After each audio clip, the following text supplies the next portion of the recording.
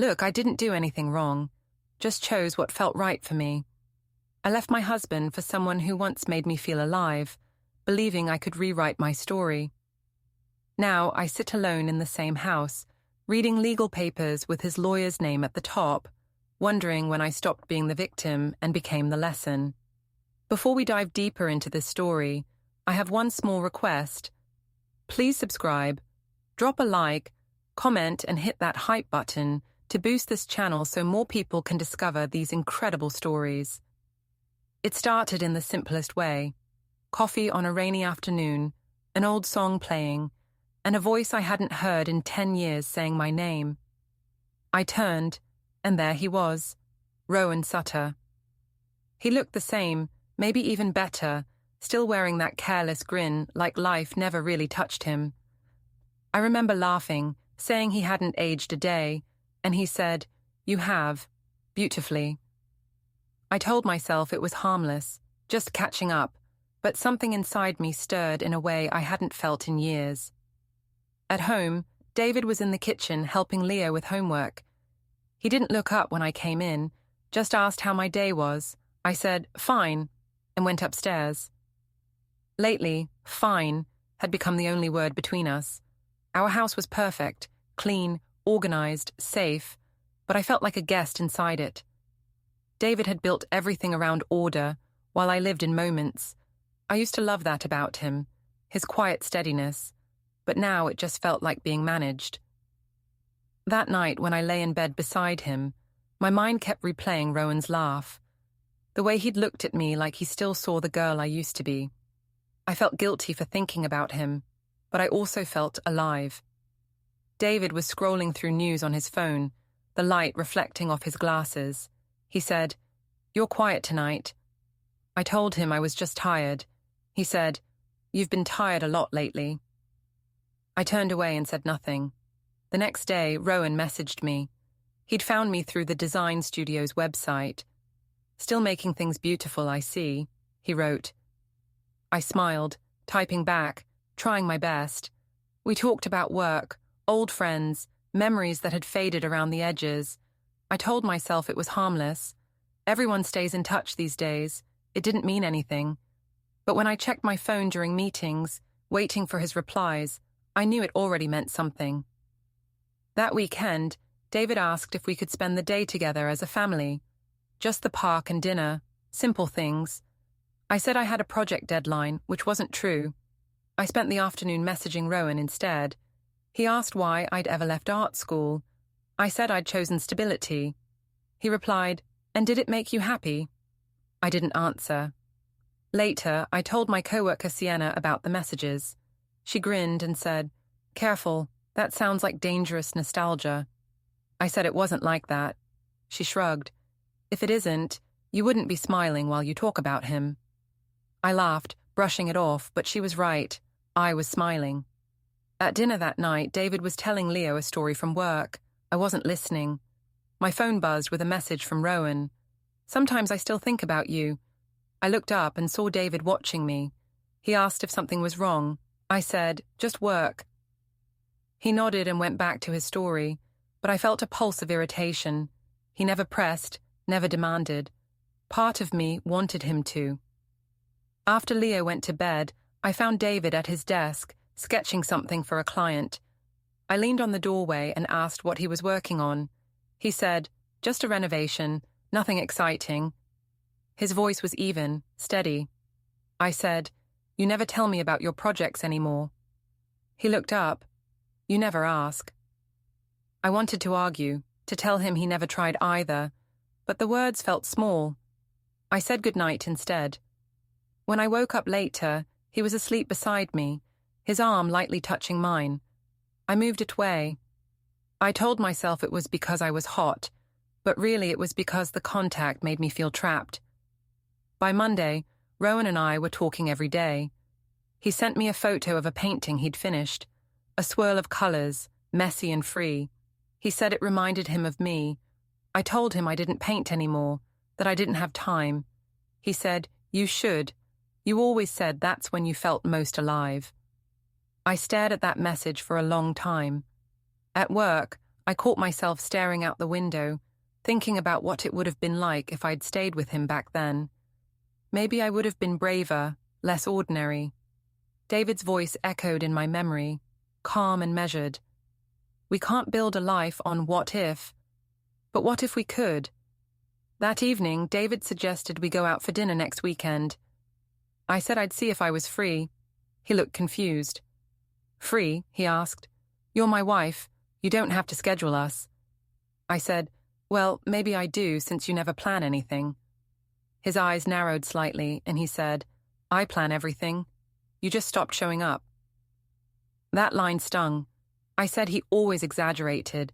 He didn't argue, just went back to washing dishes. That night, I called Rowan from the car.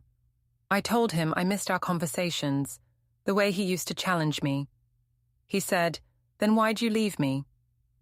I said, because I thought I needed something real. He laughed softly. And how's that working out for you? I didn't answer. The next morning, David made coffee and asked if we were okay. I said, you always ask that like I'm supposed to reassure you. He said, I asked because you've been somewhere else lately. I said, maybe I need to be. His shoulders tightened, but he didn't reply. When I left for work, he kissed my cheek out of habit. I didn't lean in. That evening, I sat in my car outside Rowan's building. I hadn't told him I was coming.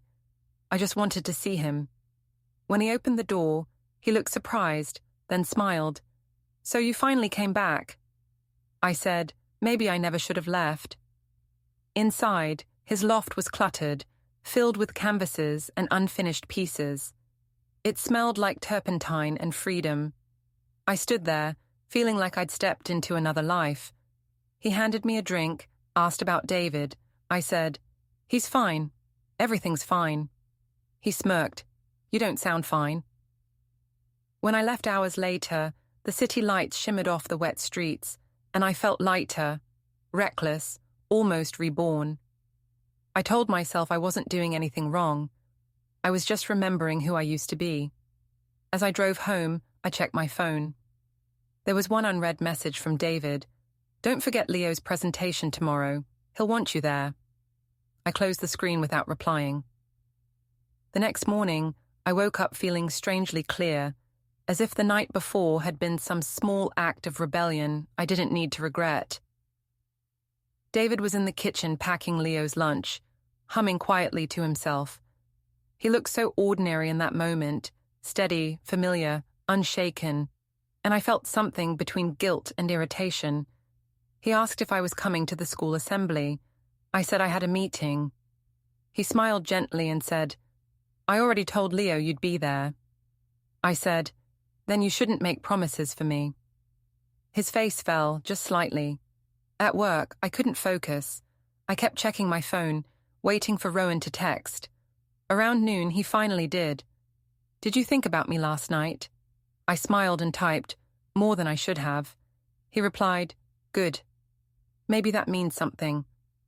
I stared at those words longer than I wanted to. Something about the way he said them, like we were in on a secret, made me feel alive again. Sienna noticed the change. At lunch, she said I seemed different. I told her I'd been reconnecting with someone from the past. She smirked. Careful, those stories don't always end well. I said, I just want to feel something again. She shrugged. Then I guess you will.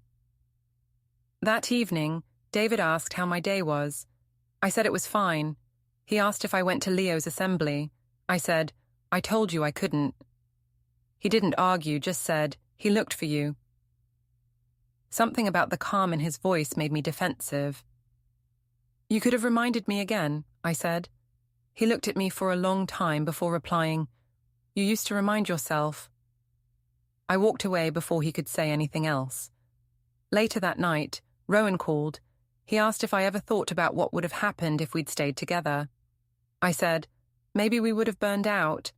He said, or maybe we would have made something beautiful. I laughed and said, you always make it sound poetic. He said, you used to love that about me.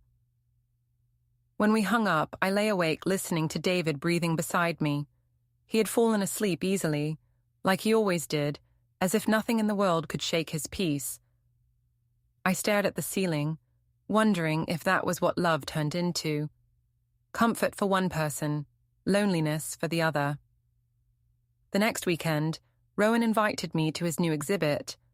I told David I had a late work meeting. He nodded and said, "You've had a lot of those lately." I said, "That's what happens when you actually care about your career." He didn't reply. His silence infuriated me more than words ever could. At the exhibit, the gallery lights were soft and warm, the air full of people pretending to understand the art. Rowan found me by the wine table, his eyes lighting up like I was the only one there. "You came," he said. I told him I almost didn't. He smiled. "You always almost don't. Then you do." He introduced me to a few people, calling me the one that got away. I laughed it off, but my cheeks burned. For a moment I felt seen again, not as someone's wife or mother, but as a person with a story that mattered. When he walked me to my car later, he said, "You don't belong in that quiet house, Alina. You belong somewhere alive." I told him I wasn't sure what that meant. He said, "It means with me." Driving home, my phone buzzed. 3 missed calls from David. I didn't answer. When I walked through the door, he was waiting in the living room. He asked if everything was okay. I said yes. Why wouldn't it be? He asked if I'd been with someone. My heart thudded, but I forced a laugh. "That's ridiculous," he said. "Then why are you shaking?" I turned it back on him. "Because you're accusing me of something insane." He stared at me quietly, then said, "I'm not accusing. I'm asking." I said, "You don't get to ask. You don't trust me anyway." Then I went upstairs before he could answer. The next morning, he was gone before I woke. Leo said his dad had left early for a meeting. The kitchen was spotless. On the counter was a small note in his handwriting. "I'm not angry. I just don't recognize you anymore." I crumpled it and threw it in the trash. I spent the afternoon at Rowan's loft. He painted while I watched, the smell of oil and turpentine heavy in the air. He told me I made him feel inspired again. I said he made me feel seen. It sounded like something from a movie, and I wanted to believe it was true. But when his phone buzzed and he stepped away to answer, his tone softened in a way that didn't sound like business. I asked who it was. He said, "No one important." I didn't press, but the answer stayed with me. That night, Mara called. She'd heard from Mom that I'd been spending time with old friends. I said, "So what?" She said, "You're married, Alina." I told her, "Married doesn't mean chained." She sighed. "You used to love him." I said, "I used to be someone else." After we hung up, I scrolled through my phone, staring at the photo I'd taken at the gallery. Me and Rowan, smiling, wine glasses in hand. I almost posted it, but stopped. Something about the idea of David seeing it felt too final, too cruel. Instead, I sent it privately to Sienna with the caption, "Guess I still have it." She replied, "You always did." That night, David came home late. I pretended to be asleep when he walked in. He stood by the bed for a while, long enough that I could feel his presence without seeing his face. Then he turned off the light and lay down beside me. I thought he might reach for me, but he didn't. The space between us felt wider than ever. In the morning, I woke to find my phone missing from the nightstand. Panic rose in my chest until I found it downstairs, face down on the counter. It had a single new message, Rowan's name on the screen, unread. I looked at David sitting at the table, reading the newspaper. He didn't look up, didn't say a word. I couldn't tell if he'd seen it or not. For the first time, I wished he would yell, demand answers, do anything loud enough to prove he still cared. But he didn't. He just sipped his coffee and said, "You're going to be late." The distance between us grew so slowly it almost felt planned. David stopped asking questions, stopped trying to make conversation. He'd wake up, go to work, come home, eat dinner with Leo, and retreat to his office. I told myself his silence was cruel, that he was punishing me by pretending not to notice. But deep down, I knew he saw everything and was simply waiting for me to make it obvious. One Saturday, friends invited us to a dinner party. I didn't want to go, but David said it would be good for Leo to see familiar faces. He still talked about family things like we were a team. I agreed, mostly to prove I wasn't ashamed. At the restaurant, everything looked perfect. The candles, the soft music, the polite laughter. David sat next to me, calm as ever, listening while others spoke. Someone asked how long we'd been married. I said, too long for it to still feel new. Everyone laughed, but I saw David's jaw tighten slightly. Then Rowan's name came up. An old acquaintance at the table remembered him from art school. They said he'd been showing his work again, that he was still wild, still brilliant. I smiled too quickly. After dinner, while David was paying the bill, one of the wives leaned over and said, "You should have seen how your face lit up when they mentioned him." I brushed it off, pretending not to understand. But David heard. The car ride home was quiet until he asked if I wanted to tell him something. I said, "You always assume the worst." He said, "No, I've just stopped assuming the best." That night I sent Rowan a message. "He's on to me. I think he knows." He replied, "Then stop hiding." I didn't respond, but the words stayed in my head all night. The next morning, David acted as if nothing had happened. He made pancakes with Leo, humming again like nothing was wrong. I sat at the table scrolling through my phone, waiting for him to bring it up. He didn't. That quiet drove me crazy. I finally said, "Aren't you going to ask where I was last weekend?" He looked up from his plate and said, "Would it change anything if I did?" I said, "You could at least pretend to care." He said, "I used to." Then he went back to eating. That afternoon, I packed a small overnight bag and told him I was going to a design conference. He just nodded. No fight, no questions. "Don't you want to know where?" I asked. He said, "You'll tell me if you want me to know." The calmness in his voice felt like a slap. When I arrived at Rowan's loft, he looked surprised but pleased. "So, you finally made up your mind," he said. I told him I needed space to think. He laughed. "That's what they all say before they move in." I told him not to joke. He kissed my forehead and said, "You're free now. Isn't that what you wanted?" For the first few days, it almost felt like a new life. I helped him rearrange his studio, cooked dinner, laughed again. He told me I was his muse. I liked how that sounded. Important, irreplaceable. I told Sienna I'd left David, that I was finally doing something for myself. She said, "Good for you. Just make sure he doesn't ruin you later." I said, "He's not that type." But reality caught up quickly. Rowan was messy, unpredictable, often broke. He talked big but rarely followed through. One night he mentioned an old girlfriend who still called him sometimes. I tried to act indifferent, but he noticed. "You're jealous already?" he said, laughing. "You wanted chaos. I'm chaos." I didn't laugh. At home, David didn't call, didn't text, not even to ask about Leo. It unnerved me. I told myself he was too proud to beg, but a small part of me wondered if he'd already moved on. My mother called, saying she'd seen him at the grocery store with Leo, looking peaceful. I snapped, "So what? Should I fall apart to make you all comfortable?" She said, "You don't sound happy, Alina." I hung up. 2 weeks later, Mara came to see me. She stood in the doorway of Rowan's loft, taking in the mess, the canvases, the empty bottles, the chaos. "This isn't you," she said. I told her it was. "You used to have goals," she said softly. "Now you just have excuses." I said she sounded like Mum. She said, "Maybe Mum was right." That night, Rowan went out with friends and didn't come back until late.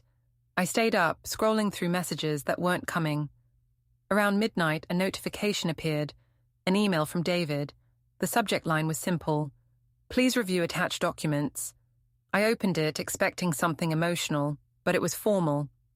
Legal language. Notice of separation proceedings. Proposed custody schedule. I read it twice, numb.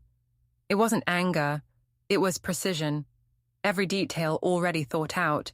Leo's school schedule, expenses, even holidays. He'd already spoken to a lawyer. When Rowan came back, he saw the papers and whistled. "Guess he's serious," I said. "He won't go through with it." Rowan shrugged. "Maybe you shouldn't have made it so easy for him." The next day, I called David. He didn't answer. I left a message. "We can talk about this like adults. You don't need to be dramatic." Hours later, he replied by text. "Everything I have to say will come through my lawyer." I stared at the message until my screen dimmed. That evening, Leo called from David's phone. His voice was small, careful. He said Dad told him everything would be okay. I asked if he missed me. He said yes, but he sounded distracted, happy even. "Dad says we're starting over," he added. After the call, I sat by the window in Rowan's loft, watching the city lights blur through the rain. I told myself David was bluffing, that he was just hurt and trying to scare me, but the quiet confidence in his words said otherwise. When I finally looked at the divorce notice again, I saw the filing date, 2 days after that dinner party. He hadn't reacted. He'd prepared. And now, while I was chasing an old flame, he was already building a future that didn't include me. I thought the papers were just his way of forcing my attention, but they didn't go away. More envelopes came, each one thicker, colder, printed on expensive paper that smelled faintly of ink and finality.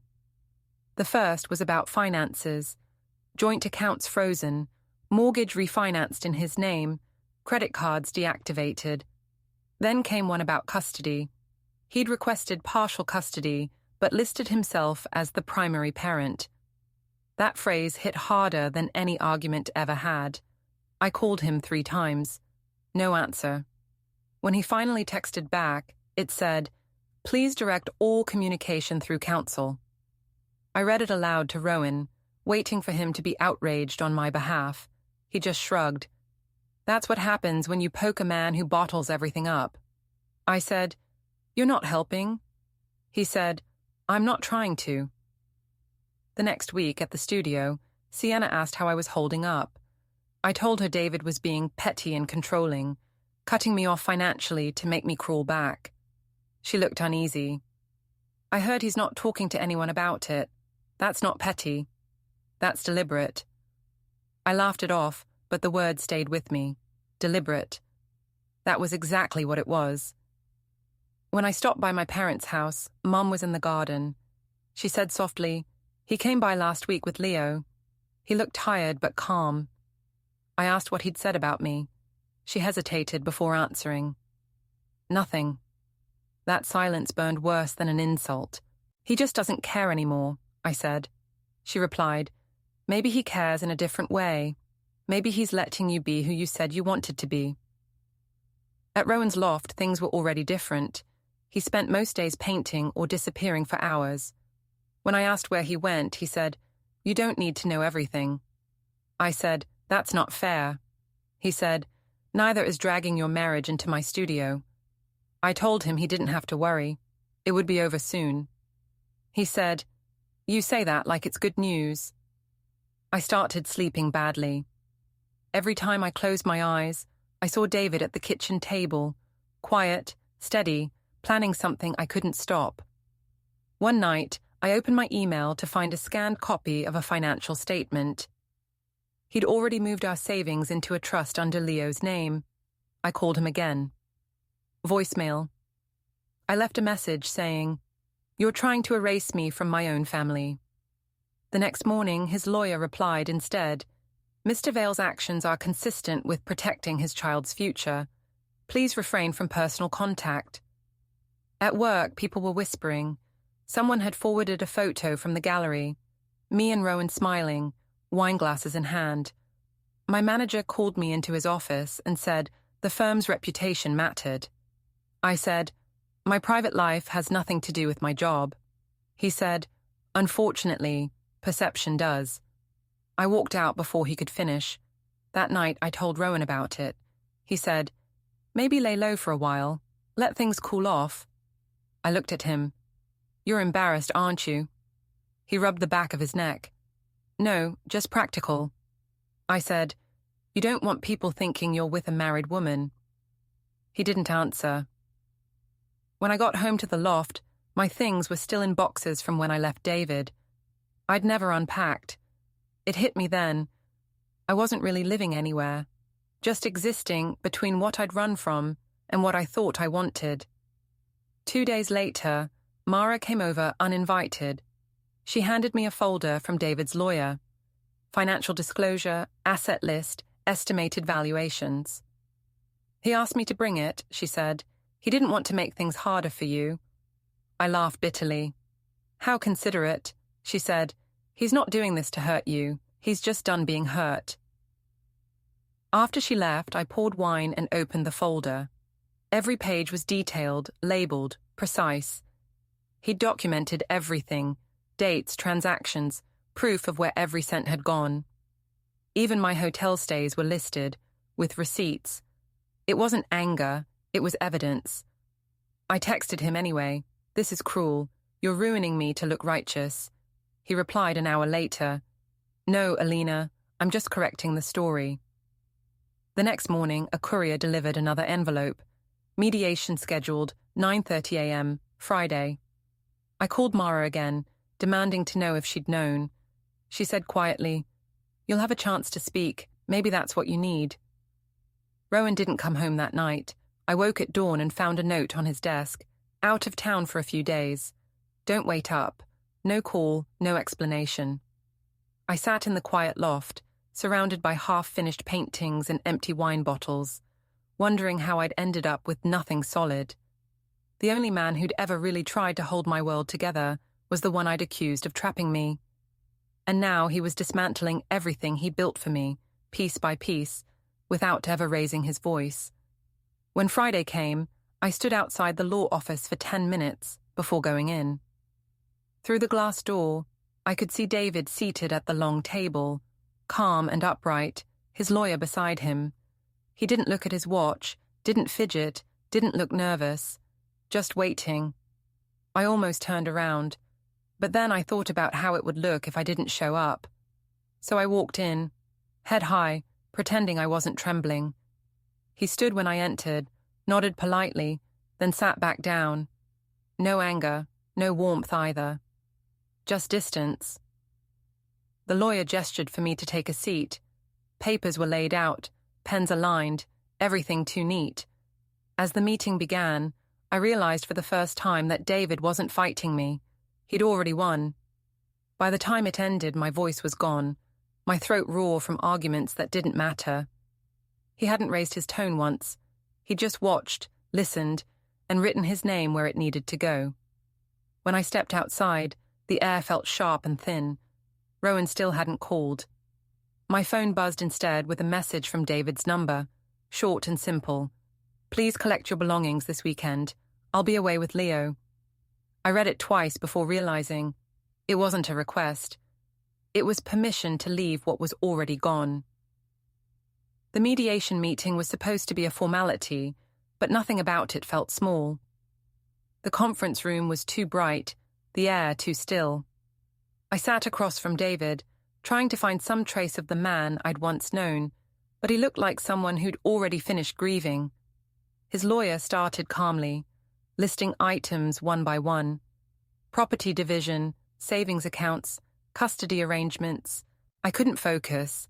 All I could think about was how steady David's hands looked resting on the table, while mine trembled in my lap. When the lawyer mentioned evidence documentation, I cut him off. "Evidence of what?" I asked. He slid a folder toward me. Inside were photos, text screenshots, and travel confirmations. Each page was labeled and dated, as if the whole story had been prepared for display.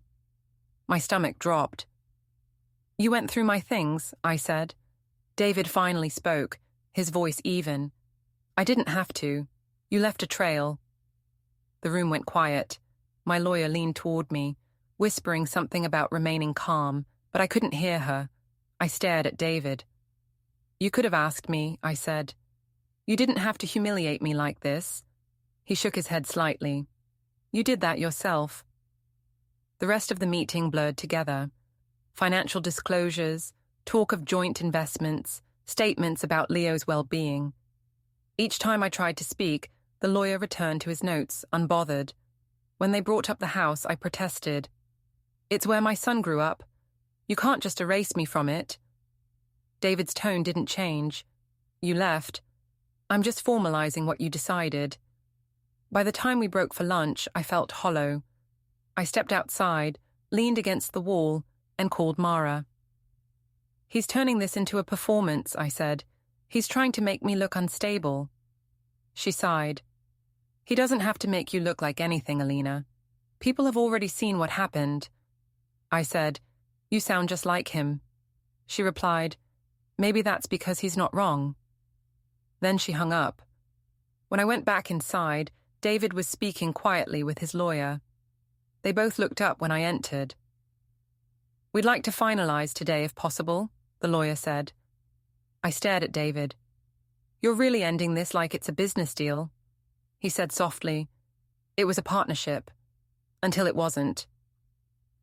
The signing took less than an hour. I barely understood what I was agreeing to. Numbers, percentages, clauses about visitation and property. My lawyer whispered that it was fair, considering the circumstances. I wanted to ask, considering what circumstances? But the answer was obvious. When I reached the last page, my hand shook so badly, the pen scratched the line. Afterward, David stood and thanked everyone like it was over a project completed. He turned to me, expression unreadable, and said, "I hope you find what you were looking for." Then he walked out. I waited for him to turn around, to say something more, but he didn't. Outside, the afternoon sun hit me like a spotlight. Everything felt exposed. I called Rowan, desperate for distraction. He answered after a long pause, his voice casual. "Hey, everything okay?" I told him about the mediation, about how cleanly David had ended it. Rowan said, "Well, at least it's done. Fresh start, right?" I felt something twist inside me. "That's it," I said. "No sympathy, no support." He sighed. "I don't know what you want me to say, Alina. You made your choices. I didn't tell you to marry him." I said, "But you told me to leave him." He replied, "I told you to be honest with yourself. That's not the same thing." The call ended before I could respond. When I got back to the loft, it felt even smaller than before. I poured a drink and sat on the floor, surrounded by my half-packed boxes. My phone buzzed again, an email from David's lawyer confirming the finalized agreement. I opened it, expecting dry legal jargon, but at the bottom was a short note written in David's handwriting. "Please ensure your belongings are collected by Sunday evening. Thank you for cooperating. Thank you for cooperating." The politeness of it broke something in me. I didn't sleep that night. I kept thinking about all the times I'd accused him of being emotionless, of refusing to fight for me. But maybe this was his version of fighting, methodical, quiet, devastating. Every careful line he drew was another way of taking back control. By morning, my phone was filled with messages, my mother asking if it was true, co-workers forwarding whispers from the office, Sienna texting, "People are saying David handled this like a professional. You should have seen it coming." I threw the phone across the couch. Later that day, I went back to the house to start moving things out. The front door was unlocked. Inside, the rooms were almost bare. My paintings were stacked against the wall, my clothes folded in boxes labeled with my name. On the dining table sat a small envelope. No letter this time, just my wedding ring resting inside, cleaned and polished. Next to it was a photo of David and Leo at the park, both smiling, both content. I stood there for a long time, unable to breathe. Then I heard a car pull up outside, David's. He stepped out, saw me through the window, and hesitated. I thought he might come in, but he didn't. He just raised a hand in a small, polite wave and got back in the car. Leo was in the passenger seat, waving too, smiling. They drove away before I could move. I sank into the nearest chair, holding the ring. It was lighter than I remembered. The silence in the house felt complete. No resentment, no anger, just absence. When I finally left, I locked the door carefully behind me. The sun was setting, and for the first time, I realized I had nowhere to go that felt like mine. My freedom felt more like floating without gravity. That night, another email arrived, confirmation that the property title had been transferred to David. Underneath, a single sentence. All matters are now resolved. Resolved. Such a calm, clean word for something that had completely undone me. I came back to the loft that night, expecting comfort, but Rowan wasn't there. His paints were gone, his clothes too. The space looked stripped, almost staged, like no one had ever really lived there. I found a note on the counter, written in his lazy handwriting. Need some distance. Hope you figure things out. No explanation, no goodbye. I stood there holding the paper, realizing I'd become disposable in both of the lives I'd tried to control. I called him 3 times, no answer. Then I called Sienna. She hesitated before picking up. He left town, she said quietly. A friend saw him at the station with someone. I laughed, because what else was there to do? So that's it, I asked. Everyone just leaves? She didn't respond. Maybe it's not them leaving, she said softly. Maybe it's you. The next morning I went to my parents' house. My mother opened the door, her expression already saying everything. You look tired, she said. I told her I was fine. She asked about Leo, if I'd seen him since the agreement. I said David hadn't allowed it yet. He's following the schedule, she corrected gently. That's what you both agreed on. I sat at the table, staring at the cup of tea she poured. He doesn't even call me, I said. She sighed. You didn't leave him much to say. Later, my father came in from the garage and sat across from me. He's not cruel, Alina, he said. He just stopped protecting you from yourself. The words hit harder than anything David had ever said. I got up and left without finishing my tea. When I returned to the loft, there was a thick envelope on the floor. Another delivery, this one official, the final decree. I didn't even open it right away. I knew what it said. I turned it over in my hands for a long time before finally tearing the seal. The language was sterile, procedural, marriage dissolved by mutual consent. At the bottom, our signatures, his firm and clean, mine rushed and uneven. There was an additional document stapled to the back, custody terms, weekdays with David, alternating weekends with me, supervised during transition periods. Supervised. That word made me feel like a stranger to my own child. I sat on the floor, the paper trembling in my hands, thinking about how calm David had been through all of it. He hadn't shouted or accused. He'd just written my exit into law, quietly and completely. I'd called it cruelty, but maybe it was mercy, the kind that leaves no room for confusion. When the weekend came, I finally saw Leo again. David dropped him off at the cafe near my parents' house. He didn't come inside, just waited by the car. Leo ran to me, hugging tightly, his small backpack bouncing against his shoulders. Dad said you have a new place, he said. I smiled weakly. Something like that. We sat by the window eating muffins. He told me about school, about how Dad helped him build a model bridge for science class. His eyes lit up when he talked about it. I asked if he missed me, and he said yes, but then added, Dad says we'll all be okay. When David came in to collect him, I froze. He looked healthy, clear-eyed, composed. Thank you for meeting here, he said politely. It's easier for Leo. I nodded, unsure what to say. Leo hugged me again, then followed him out. David paused at the door. You'll get the next schedule from my attorney, he said. Then he looked at me, just once. Take care, Alina. After they left, I sat there for almost an hour, staring at the half-eaten muffin, feeling like a ghost of someone I'd invented.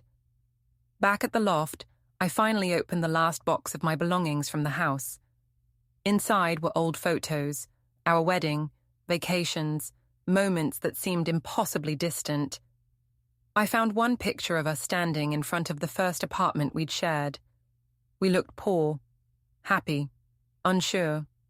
I traced the outline of his hand on my shoulder and wondered when exactly I had decided that wasn't enough.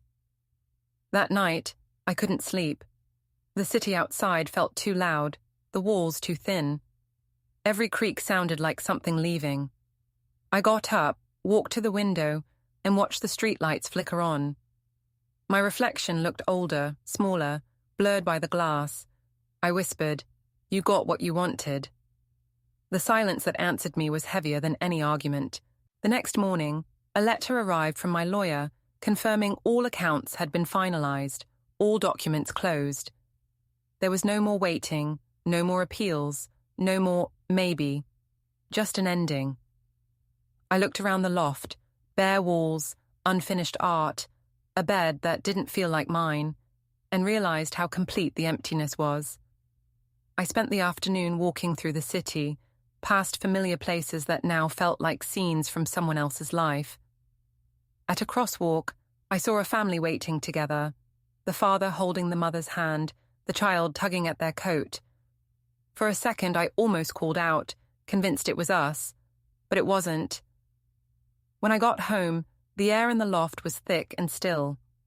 I poured a glass of water, sat on the floor, and finally unfolded the last page of the decree. There was one line I hadn't noticed before.